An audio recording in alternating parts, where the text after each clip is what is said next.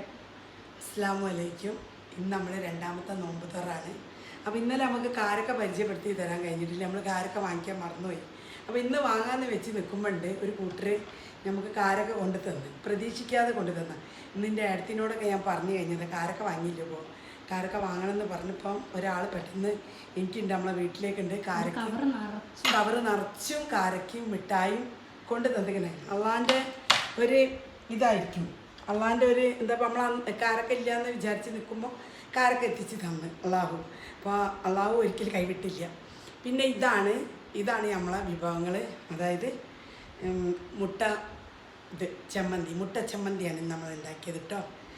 പിന്നെ ജ്യൂസാണിത്, ജ്യൂസ് ഇന്ന് നമ്മൾ ഷാർജ അടിച്ച്, ഇന്നലെ നമ്മൾ വത്തക്ക ജ്യൂസാണ്, ഇന്ന് ഷാർജാണ്. അപ്പം ഇത് നമ്മൾ പിന്നെ കുടിച്ചിട്ട് നോമ്പ് തുറന്നിട്ട് വരാം.